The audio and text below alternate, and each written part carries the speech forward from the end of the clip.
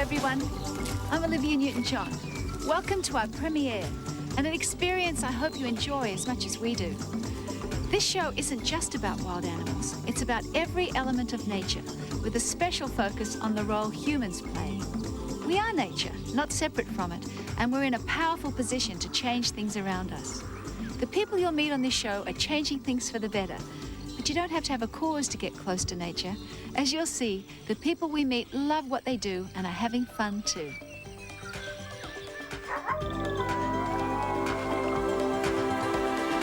Nature has two basic challenges for those who aspire to life: feeding and reproducing.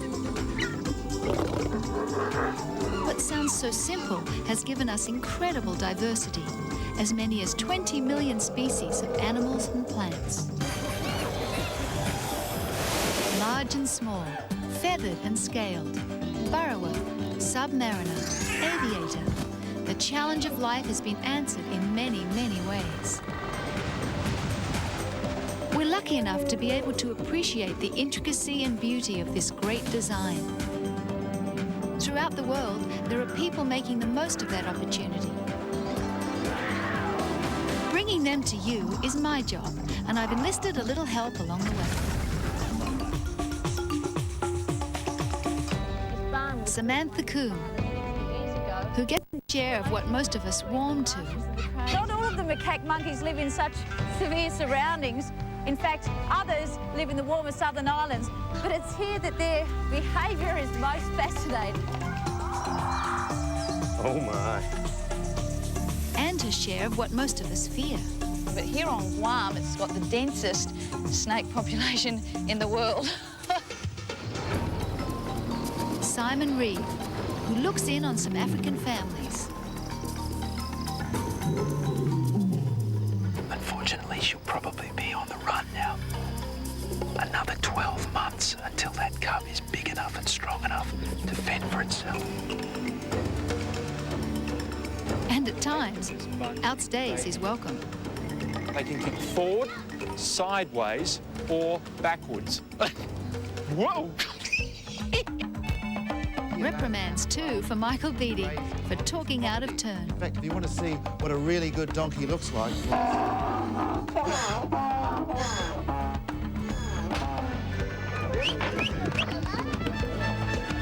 And Michael, occasionally, can turn on the speed. Emil said the theory is that if the bull comes for you, you just lie down and it ignores you.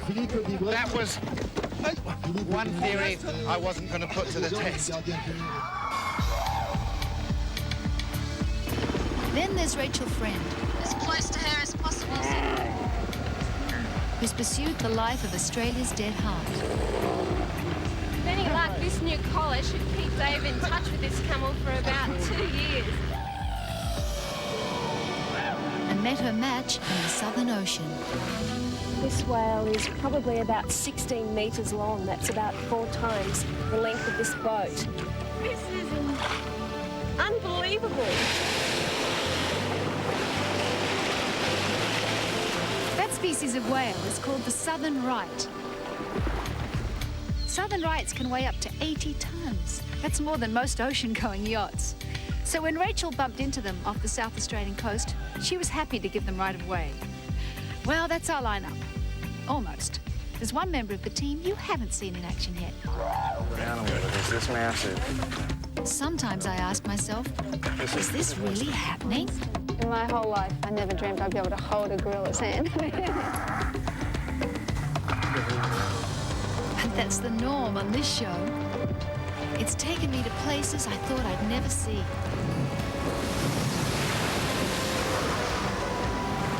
And introduced me to creatures I never dreamed of meeting. Whoa! Look at that one, Mum. In the coming weeks, you and I will share those experiences. And you'll meet the many humans who are part of them.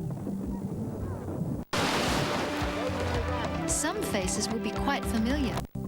You set up real high. Magnificent. Isn't he wonderful? Carriage. Oh, fantastic. Back.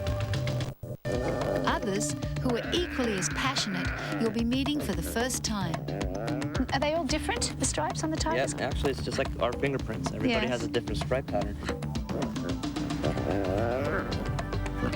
Even at 6 weeks, white tiger cubs are quite a handful. A little later, you'll see what the teeth and claws of the grown-ups can do. That's my story this week. Also this week, another famous Indian, one of the world's deadliest snakes. To the Calbalia, a tribe of desert gypsies, the cobra is a well-mannered snake. It always warns you before it strikes. But first, one of Africa's leading lensmen. Tail curled up is a sign of vegetation. But as Simon Reeve discovered, the line between observer and intruder is easily crossed. The taking of a great wildlife photo is no easy task. Photographers can wait days, weeks, even months for that magic moment. To find out what it takes to be the best, Simon Reeve went to Africa.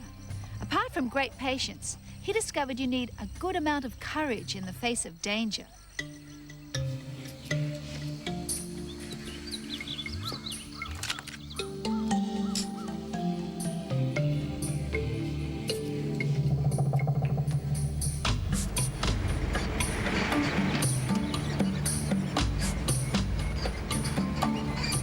It's 6 a.m.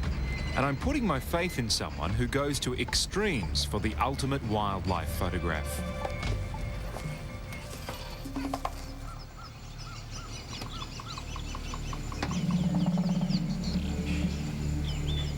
It will be a day, in fact 3 days, I shall never forget. I get back in there.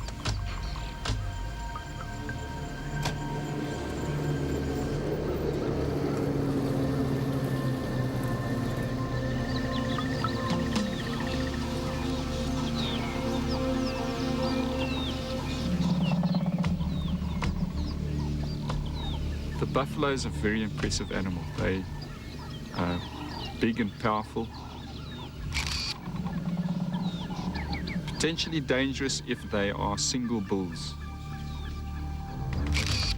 You have to be very careful of these old buffalo bulls that have been kicked out of the herd and have to look after themselves. They move around by themselves or sometimes in small groups. Lex Hess leads the sort of life you dreamed about when you opened your first school book on Africa. He's one of South Africa's best wildlife photographers. Ever since I was a kid, I had this ambition to come and live and work in the bush. I couldn't think of anything that I'd love to do more than what I'm doing. I think it's the ideal lifestyle for me.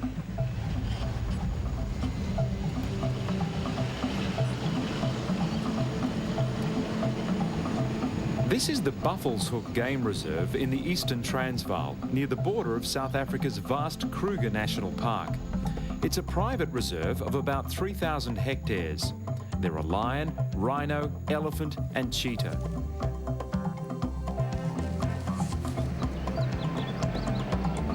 As rhino was seen at a dam a bit further on from here. We're just going to check a road because that dam is right against the border of the property. Our mission is to locate a white bull rhinoceros, Roads on this side. to find him and photograph him from close range. And then he squirts urine onto the spot where he's dragged his feet. So you can see it's wet over here. Right. And only the territorial male can squirt his urine. It's like a big aerosol spray, like a giant aerosol, an ozone-friendly aerosol. The bulls are solitary animals, but it isn't a bull that we first encounter.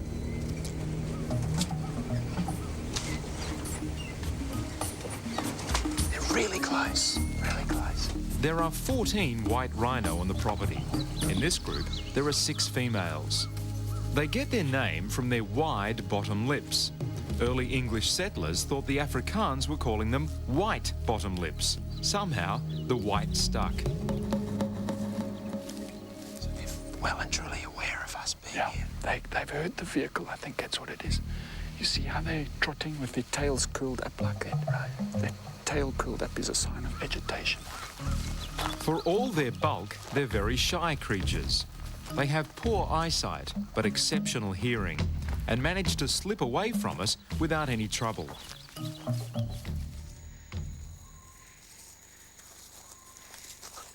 One can be technically a good photographer, but if you don't have an understanding of the natural environment and of the animals that you're photographing, you will not come up with the results. And I think that's the main thing that separates one photographer from the next.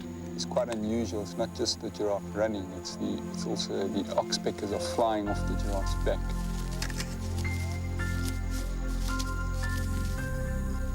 I love being out in the wild and being able to just move around with the animals. I enjoy, say, spending 3 or 4 hours following a pride of lions through the bush. And if I don't take one photograph in those 3 or 4 hours, it doesn't worry me because I just enjoy being with them. Lex spent thousands of hours over a 12-year period compiling the material for his finest publication, The Leopards of Londolozi. The book is a tribute to Lex's skill and his empathy for his subjects. But to capture magnificent images like these, a third and often elusive quality is needed. How much does luck come into it? I think luck plays quite a big role. See, there's a lot of shadow on his face now, which is not ideal. It would be nice if he turns a bit towards camera. Although there's that old saying that the more you practice, the luckier you get. In the afternoon, we find a lone bull elephant.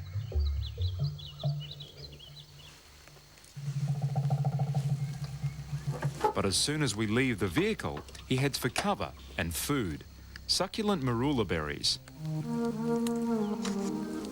We're still waiting for him, mate. He's just hiding in the bushes over here, still munching away. I don't like what happens when they hear us. If he thinks he hears something, he just stops everything and he stands very still and quietly.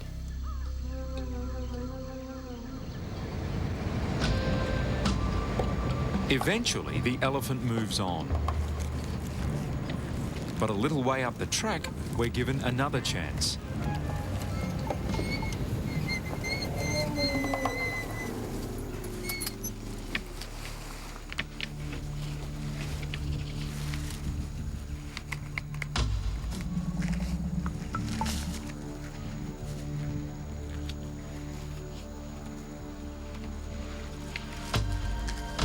He's starting to get a little annoyed by our space invasions.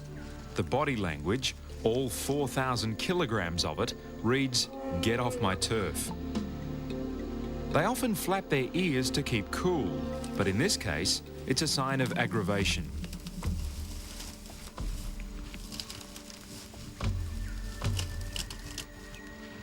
When Lex climbs up for a better shot, our subject stages a mock charge.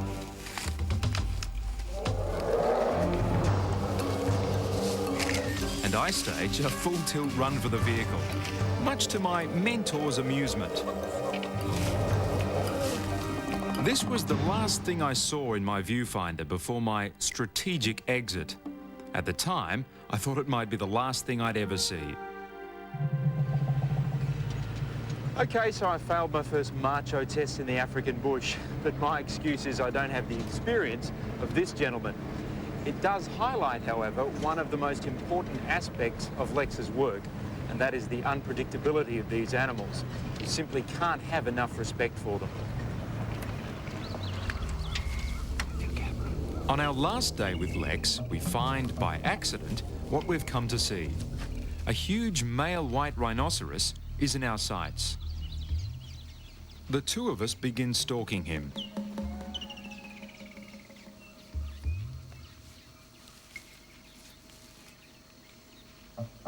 The closer we get, the bigger he seems to get. My body feels like an adrenaline factory. I'm endeavouring to feed off Lex's outward calm. We approach quietly and cautiously. A sudden downpour dampens the sound of our movement.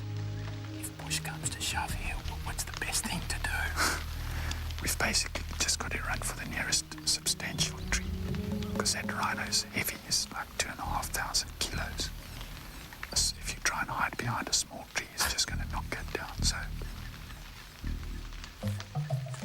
Rhino will often stay close to wildebeest and other antelope, animals with good eyesight that help warn them of danger.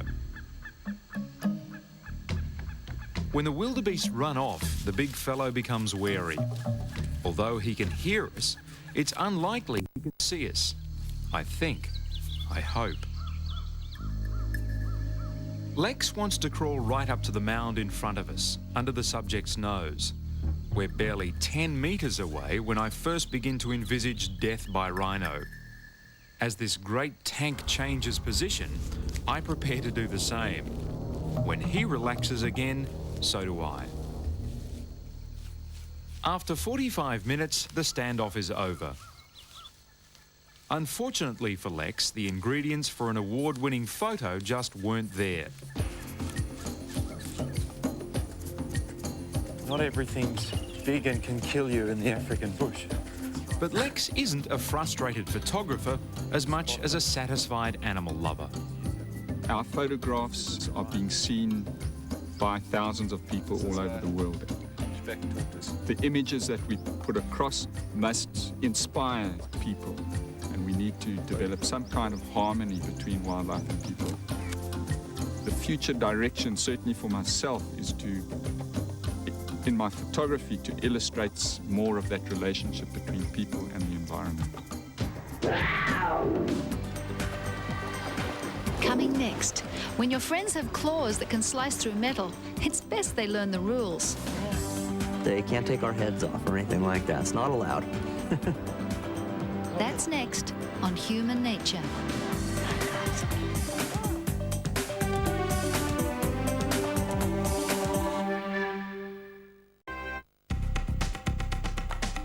Many of us know what raising a family means. You have to give them a good grounding in the basics.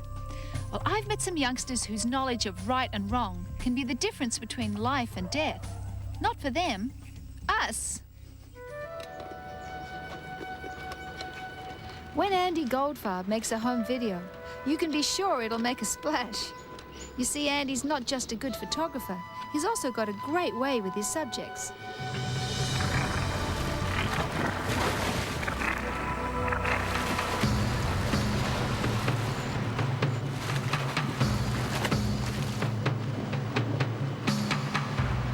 And when you're in the water and you're wrestling, they're gonna get carried away sometimes. They're real excited, and they'll, you know, especially a young cat, when they bite you, sometimes they're gonna put a big hole in your arm or something like that.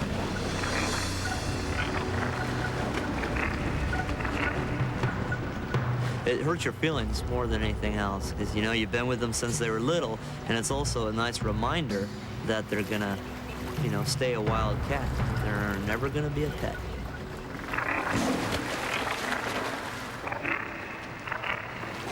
Andy's antics are a highlight for anyone visiting Marine World Africa in San Francisco. His playmates, 11 Bengal tigers, kid around like oversized house cats, except for at least one difference. A lot of people are surprised that the tigers love the water. Every day people come and go, oh, I thought cats hate the water. We just say, not all cats.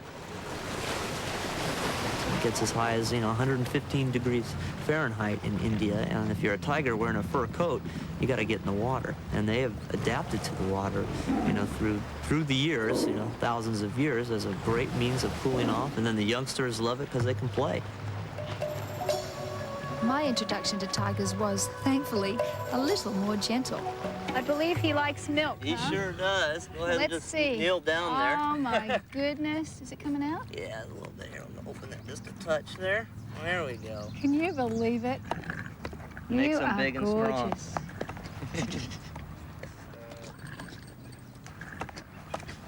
It's like ice cream for tigers to Oh, I get would a carton of say. milk. Oh, he's just superb, isn't he? Yeah, he has a really good cat. Kind of you hear gets that all sound? over you, yeah. Gurgling sounds. Yeah, got all over I you. love it. when you get this close to a tiger, it's easy to forget they are specialized killers. Okay, is that enough?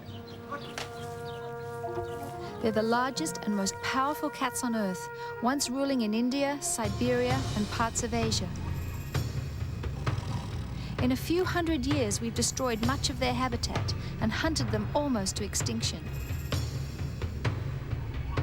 Only around 5,000 tigers are left in the wild, and unlike Andy's cats, wild tigers face a tenuous future.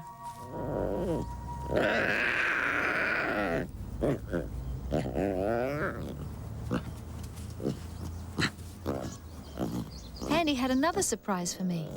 Well, 3 of them, actually.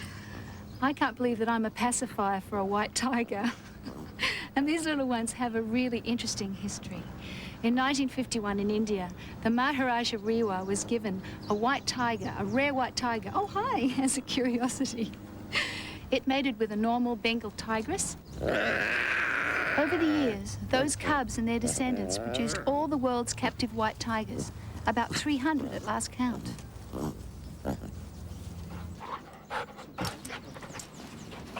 They're not albinos, just blonde versions of gold Bengals.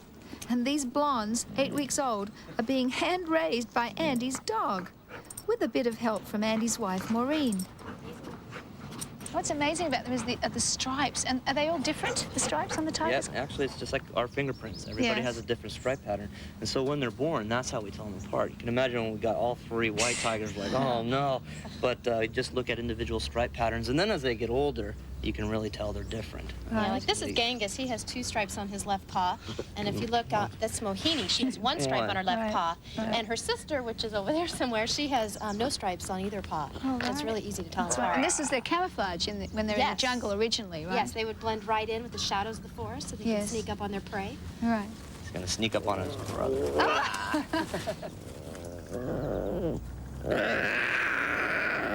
They like to play around a lot, and that's part of hunting, is when they stalk each other.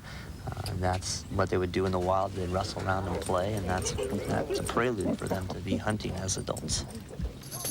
Come on, Finn, you can do it. Come on, one more time back around. Come on, partner.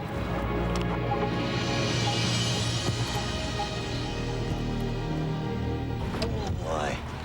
You're getting worn out. Samson is the cub's father. Andy keeps him and the other tigers fit with a workout every day. The cats live on Tiger Island, where there's room for a run around or just a quiet roll on the grass. Oh, big man. Oh, what's going on? Huh? Oh, he wants a big belly rub, huh? Oh. Huh?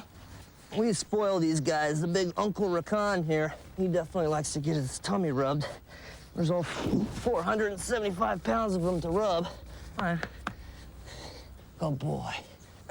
Andy's known Rakan for 9 years now. Okay. And although Andy says you can never consider a tiger as a pet, this relationship is very close. I'll go over there and see your nieces. To develop a relationship with the tigers, the big guys, it has to start when they're little, like you've seen with the tiger cubs. And we start playing and we start teaching them that it's okay to play, but they have to keep their teeth and claws to themselves. We're not as tough as they are, and they have to learn that. And as they grow up, they figure it out, that they can knock us down and chase us around in the pool, but they can't take our heads off or anything like that. It's not allowed. Oh, don't chew on my shoelaces. You know I don't like that. Hey, let me have those. They'll always be a wild animal, and you have to be careful always with these guys. They're not a pet. They're not a domesticated animal. Maureen loves cats, but at Marine World Africa, she's got her own menagerie too, including this 3-toed sloth. Hi, Andy. Hey, how you doing? Good. Oh, you got Siesta with you, Yeah, huh? she's out for a little walk and some lunch. What's I she think doing that today? my job and Andy's job, we have 2 of the best jobs in the whole wide world. We love working with animals, and even though it may look kind of easy, it actually is very difficult. My schedule's different every single day. I have weekends off. Andy works weekends, so we may go for a couple months without having a day off together, and we understand that. We understand what is involved with our job and how important the animals are to us. Wild animals with wild habits, it's not everyone's cup of tea. And both Maureen and Andy believe you need a certain type of personality to spend your life with the big cats. People in the animal business, we always kind of tend to say the person's either an animal person or they're not. And I mean, you have to feel really comfortable with what you're doing. You don't want to be afraid of them, but you have to have a lot of respect for them. Sit up, sit up. Good boy. And the tigers, were they your first love as a child? Yeah, I've always loved the tigers. When I was a kid, I had posters of tigers, and my whole room was done with tigers. And I always told my mom I was going to bring a tiger home. Coming next, the only penguin with a jaundiced view of life. Old Yellow Eye evolved in isolation and still can't stomach a crowd. It's a happy chappy now. That story when we return on Human Nature.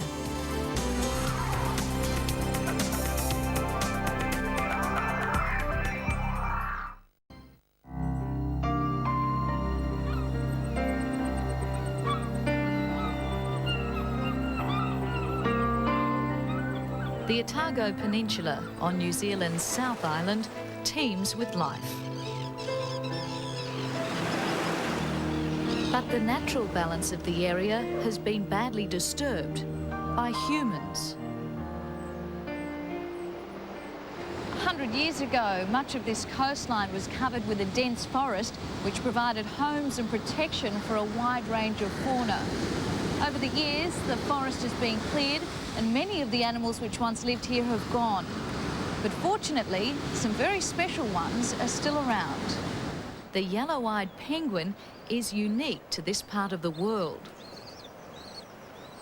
Like many other native species, much of its habitat has been destroyed.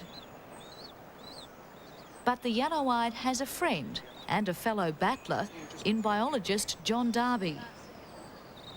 As a youth, John overcame polio. These days, he's fighting for the penguin's future. Scientists, of course, are supposed to be totally remote from their study subjects. After 15 years, it's very hard to be really removed from them, and especially when you have made the decision, if you like, that something needs to be done to make sure that this is just not another species that disappears. In an early study, John found that 8 out of 10 yellow-eyed chicks died within 3 weeks of hatching. Most were taken by stoats and ferrets, predators introduced by man. They're still a major threat to chicks, and also to adults, which are vulnerable at molting time. The birds molt for 3 to 5 weeks of the year, and during that time they can't go out to sea to feed, so they try and build their fat reserves beforehand. Now, this bird's metabolic rate has slowed considerably, but it could still lose up to 50% of its body weight. A reduced metabolism means less awareness. It makes them easy prey. 100 years ago, there were more than 4,000 yellow-eyeds on mainland New Zealand. John believes fewer than 400 are left. 2.9. The yellow-eyed is an efficient fisherman. It's been known to dive to 120 metres and will make up to 300 dives a day.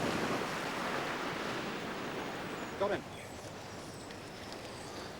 This is a bit I've been wanting. But to cope with life at sea, you have to have the right clothing. The yellow-eyed penguin has a remarkable plumage. This outer layer is watertight, and underneath it is a thick layer of down. And that enables the bird to maintain its body temperature, which means it can spend a week or more in the ocean at one time. And they have other ways of conserving body heat. Under their flippers and in their feet there are blood valves. The yellow-eyed can restrict the flow of blood to its extremities. This enables it to maintain a stable core temperature.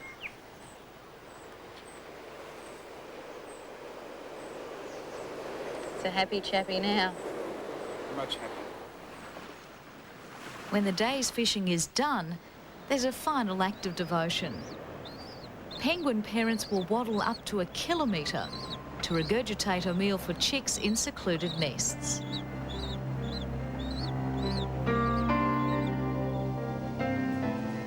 Several penguin reserves have been established.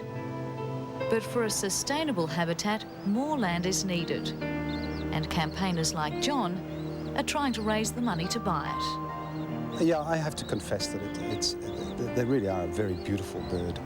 And the country in which I'm working on the coastline, yeah, if I was religious and had to say a prayer, I'd come out here and do it. It's a big bird. It's a magnificent animal. It certainly would be, the world would be much, much poorer for losing a species such as this. After the break, Michael Beattie closes in on the cobra. That's next on Human Nature.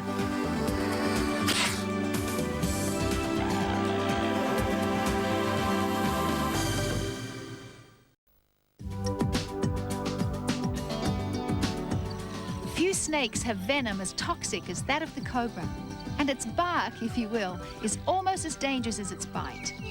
Incredibly, cobras kill more than 10,000 Indians every year.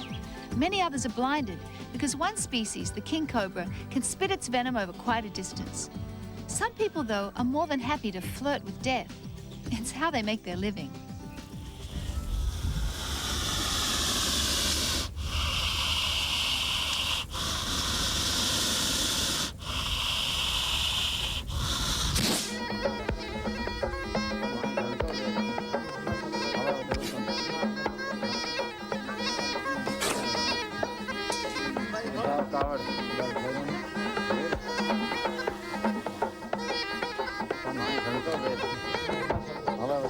There's something somewhat unnerving about making eye-to-eye contact with a cobra, but Kalu here keeps assuring me everything's okay and there's no problem.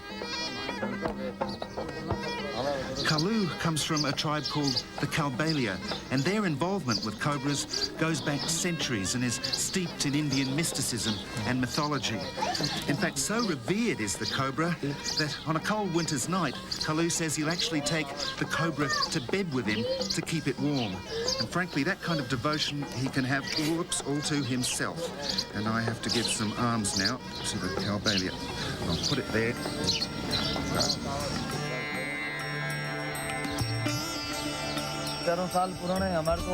Obviously, we have a great deal of reverence for the cobra. It's been a tradition for my father, his grandfather, and his great-grandfather.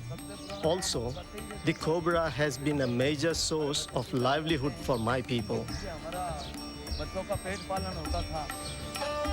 This is Jodhpur, one of the many fortified cities built during the reign of the Maharajas.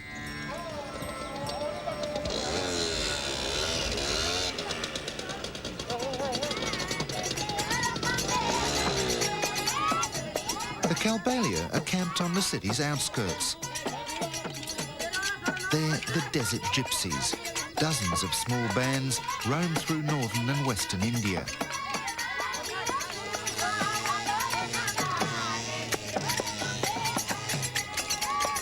The Kalbalia have always distanced themselves from society. Few outsiders are welcomed.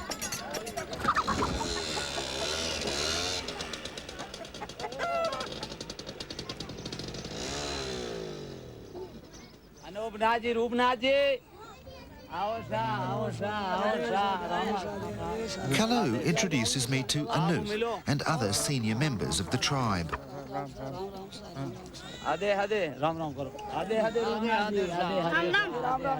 After the social niceties, I'm invited to join them on an expedition. We're going to catch a cobra, the Kalbalia way.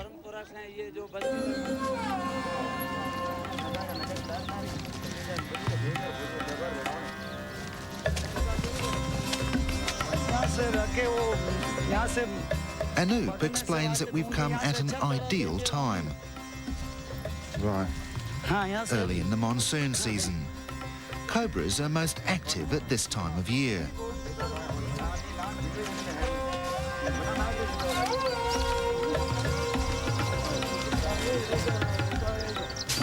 These snakes, with their distinctive flaring hoods, prey upon the many rats which inhabit these rural areas. Usually they're fairly timid, but the humidity inspires adolescents to wander, and it's the adolescents which are most likely to strike. Great.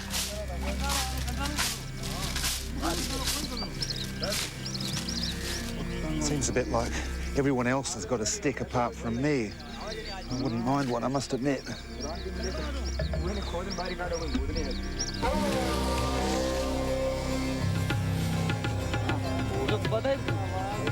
After close to an hour of my heart getting closer to my chin, we get lucky. Well, I guess you could call it that.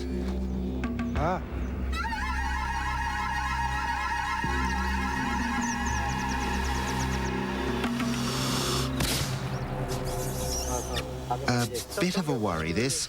There's a reasonable chance of surviving a cobra's bite as long as it doesn't release its full quota of venom. But every now and then, they strike and hang on.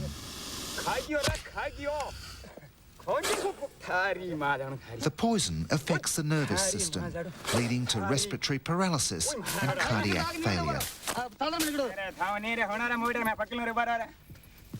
The Calbalia say they have herbal cures. Even so, a bite from this snake could mean death.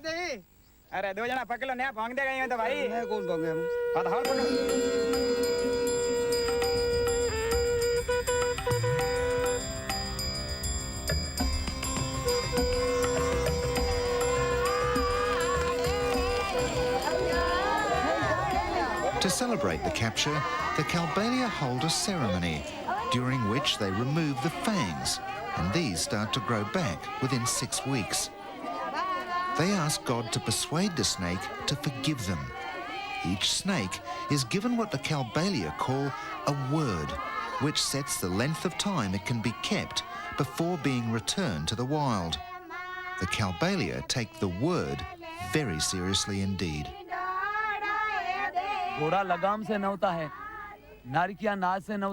If we do not keep to that word and don't release it, then the cobra will bite us and kill us.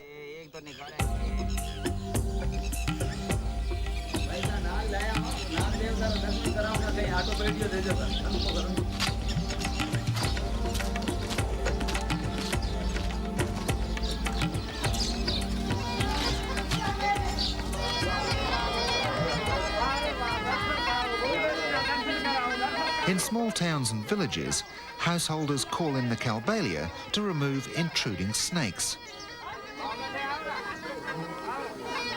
Charming is also a traditional door-to-door entertainment.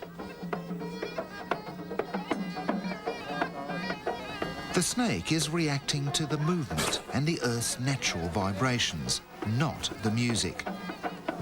Like all other snakes, the cobra has no ears.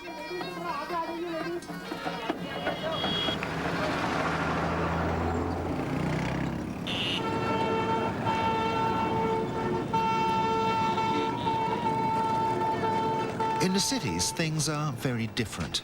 The Calbalia strike a discordant note with a growing number of middle-class Indians who dismiss the old ways and beliefs as superstition. To them, the Calbalia are charlatans and beggars.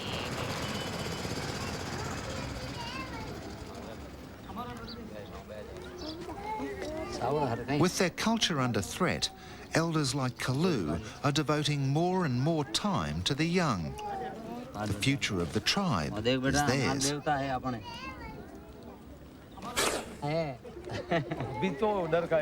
It's very important that my son learns our traditions. If he doesn't learn how to catch and handle snakes, then he can never get married in our community. He would be an outcast. You may not believe in their legends or approve of their methods, but India would be much the poorer if the Calbalia were swept away by what many of us refer to as progress. They've built an invigorating and fascinating way of life. around one of the world's most venomous creatures. The cobra is a gentleman. It always rears up and warns you before it strikes.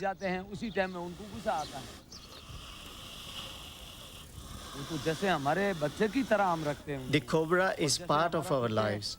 They come to recognize us. We treat them like our children. They regard us as their friends.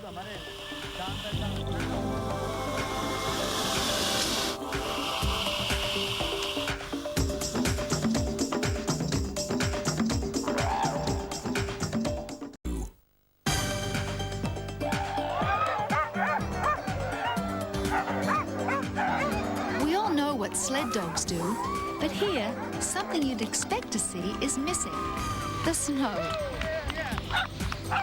Prepare yourself for dune mushing. The heat may be on, but the dogs love it. Sled dog is born, come from the moon wanting to pull.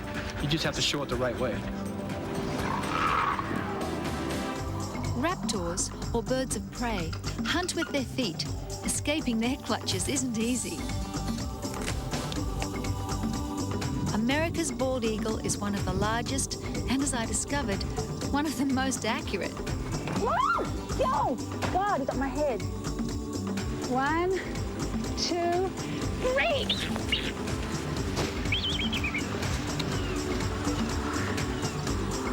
Releasing that eagle was an incredible experience. Share it with me and do some dune mushing as well when we return next week. See you then. Thanks for being with us.